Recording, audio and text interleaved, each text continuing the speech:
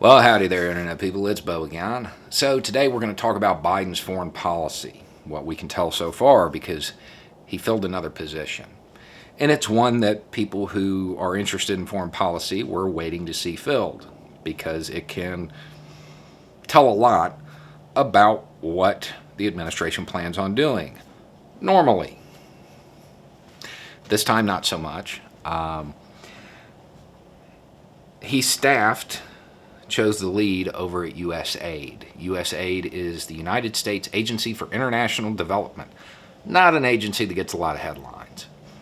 But even though it is an incredibly small agency, I want to say like 4,000 people, it wields a significant amount of power overseas. He chose Samantha Power to fill the slot. Logical choice. She has a long history of actually advocating for humanitarian causes. She is not without controversy, though. She once called Hillary Clinton a monster during an interview. That may not help her politically. And she also played a part in advocating or influencing the decision to engage in military intervention in Libya. So, once again, we're left with, what does that mean? What does that really mean? What does it mean that they're going to put her in there? And I think the best way to get to the root of it is to dispel a common misconception. Those people who are familiar with this agency, most of them will tell you, well, it's a front for Central Intelligence. That's not true. The sentiment is true.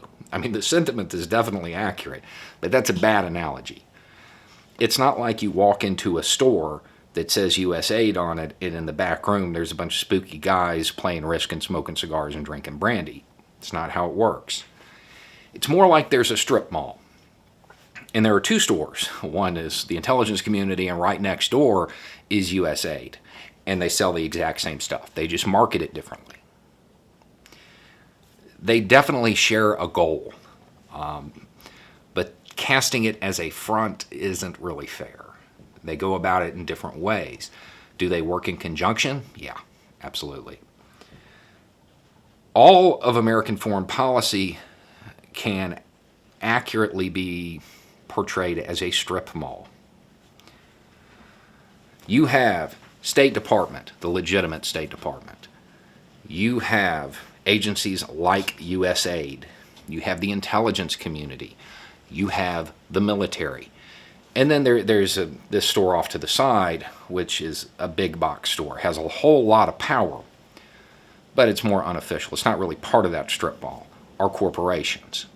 That's how we really colonize now. We don't walk up and plant a flag. We colonize with corporate logos.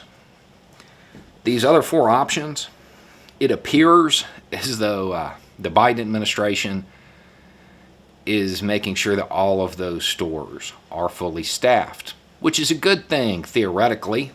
Makes sense. Because in a perfect world, you want to have every tool at your disposal. You want to make sure all those stores are open and ready for business. The problem is, one of these stores is open 24 hours a day, 7 days a week. It is very easy. It's always having sales and gets people excited, and people love it in the United States, and that's the military. It would be great if the Biden administration understood that if he uses that store too much, it's going to put the other ones out of business. We need a foreign policy that does not rely on military might. I don't know that Biden is planning on going that route. He is fully staffing all of the stores, but we need to advocate to make sure that those other stores get used a little bit more. It might be worth noting that if back in 2001 a kid had just graduated high school and enlisted, his child could have graduated high school and enlisted and gone over and been stationed at the same base. we have been using the military store far too often. And the other stores are almost out of business.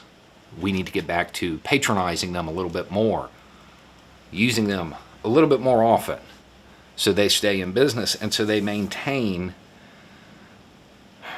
the ability to serve the public.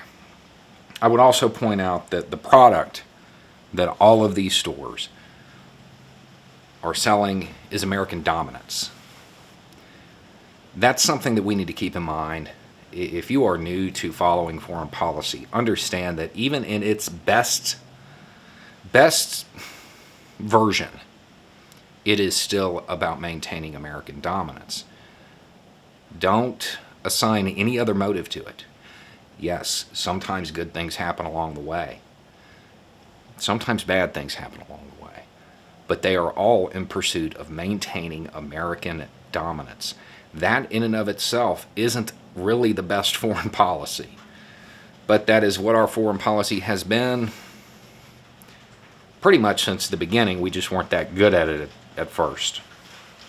So it does appear that Biden's trying to keep all of his options open. That's good. We need to advocate to make sure that he is using the State Department more than anything else. Because we are now going to be countering near peers, more powerful nations. A mistake, a habit of going to the military store could cause a lot of problems. It could bring down the rain. Anyway, it's just a thought. Y'all have a good day.